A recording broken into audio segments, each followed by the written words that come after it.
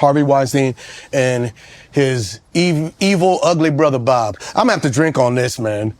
You know, talk about now. See, you waited for 4 shots in for you to start getting juicy, and then this thing got real hot all of a sudden. Did you turn this up? I think in Hollywood you always get crappy deals. But that's not just your 7th or 8th deal. Maybe your first one.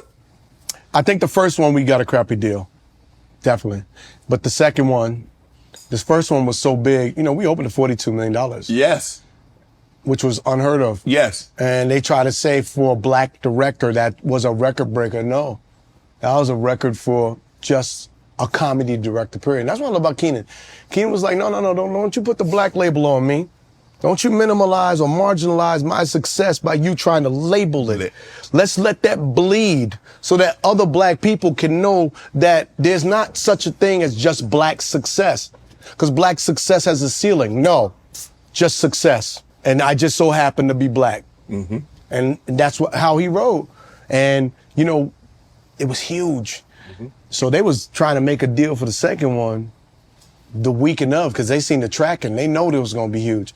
So we got a good deal in the second one. Right. You know, we got 20 against 20 deal. And then Miramax did what they did. You know, I always say, you know, they didn't just rape and molest women. They raped niggas too. Molested us in them deals. They were terrible people. But God comes for you. Mm-hmm. All the toxic things that you did to me and my family, when you took the franchise from us, took it from us. That was a franchise and then they stole the idea for the third one. Right. We as gentlemen, we walked away from the third one because it was like, well, first of all, they took it from us, put it in and gave it to somebody else because we couldn't make a deal. So they gave it to somebody else, and they didn't even tell us. They read about it in the papers. We was like, okay, cool. So then that crapped out, because I'm going to tell you something. You can try. You can try. You can't do Wayans shit without the Wayans. Yeah. You can try, but eventually you're going to lose a lot of money. Because what we do is special. We have 200 years of comedy between me, Sean, and Keenan. Damon, Kim, we have a lot of years of excellence at what we do. You can't just put anybody on they're going to just do it. You can't do what we do. Right. You can do a version. And so they did the third one, took the idea, we pitched them. Because we came to the table, we said, all right, if you want to do this, we're gonna get a $30 million deal. Because you made this much money on the first one, you made that much money on the second one, we're going to get 30 against 30. All right? Okay, bet. We come in, Keenan has the meeting, pitches his idea. They go, we love it. We're going to make an offer. They make an offer for what we made on the first one.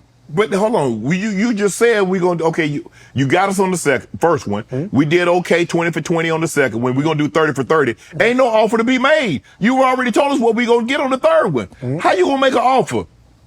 Yeah, you feel that outrageous feeling that you feel? Yeah. That's what we felt. Times 3. So we was like, you know what? No. We told you what it was. You're not playing gentlemanly. So we went and pitched that movie, and we pitched White Chicks to 5 other places. Everybody bid. So then they come and go, okay, we're going to come over the top, and we're going to pay you, I think it was like a 20 against 20 deal, whatever. And but you got that on the second 22 one. Against 22. And we was like, no, here's what we're going to do. We're going to go do this movie with Joe Roth and Revolution. And they took the idea, and I was like, oh, fuck you. So they took the idea, they hired the Zucker brothers, and they brought them on to do Scary Movie 3 based on the idea that we told them. Now, you got that one off. Part 4 didn't do as well. Because now, you ain't got the Marlons, you ain't got the Wayans idea. Yeah, the first one, you could fool the audience. They see Anna, they see Regina, they're like, oh, okay. And then they get to like, hey, whoa, this don't, I like Regina and I love Kevin, I love Anthony, but this don't taste like Wayans. Then you do the 4th one, diminishing returns. Then you do the 5th one, and the 5th one, I was doing Haunted House at the time. I showed Haunted House to them because I was looking for distribution. They were trying to buy it and shelve it. But they try to take the ideas that I had in Haunted House and apply it to Scary Movie 5. But you don't know the formula. So they offered, we said no. I took it to, what was the name, Open Road, and we got, what was the name of that, another company to give us the marketing budget, Endgame, and I made that movie for $1.5 million. It opened to $19 million, which is huge. Yeah. Went on to make $70 million worldwide. Scary Movie 5 or 6, whatever it was, it died. And they spent a lot of money to make that movie. Now, that money that you spent making that movie, you could have saved you some money and made some money. And you could have recouped the money that you spent making the movie. All you gotta do is pay the professionals that do it. And I'm not asking you for anything that's crazy. I'm just asking for you to respect what the craft is and what we know how to do. I wanna all make money together. And then, but God is everywhere, right? So we didn't retaliate. We did nothing with it like this. You didn't file no lawsuit like he did? We should have. We should have. We didn't. Go like this. All good. We go on, made our money. White Chicks made another classic. This Little Man made another classic. We do our thing. Right. Fast forward to, sometimes you ain't got to do nothing because God's going to do it all. Let him handle it. God's revenge. When God comes for you, you got to trust God. You don't retaliate. Vengeance is mine. They took Miramax, this company Miramax. Disney took it. Then they had the Weinstein Co. And then all this stuff started going down with the rape allegations, and they took that company too. And now your brother's in jail and you ain't in the business. I didn't have to do nothing. Right. All you had to do was be good businessmen. Right. We asked for nothing. We did nothing wrong to you. We didn't ask for nothing. We didn't ask for anything that we didn't earn. But sometimes they get mad that a black man has a nerve to ask for what his money's supposed to be. Don't you tell me what I'm supposed to make. This is what my value is. And if you want that, then you're going to have to pay me what I'm worth. And if not, hey man, I'm gonna keep it moving. I ain't got no beef.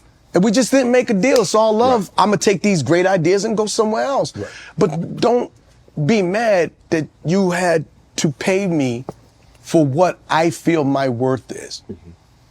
Terrible people. Did you know that was going on behind the scenes? Had you heard whispers of things that he was doing to women or people that were trying to get in position?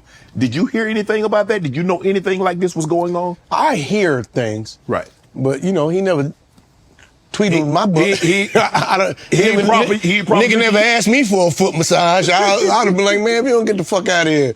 But if I had heard, like, if I'd have known somebody, if somebody came to me, I would have pulled up on them. Hey, man, don't do that. I'm going to tell you how to do your business, but you ain't going to do that business to my people. Right. Don't do that. That's just not how you conduct your business. If you want people to be successful, you don't use your weight to try and get something from somebody. You should want people to be successful for themselves, and the feeling that you get is the fact that you help nurture them and make them successful. This other thing, that's toxic.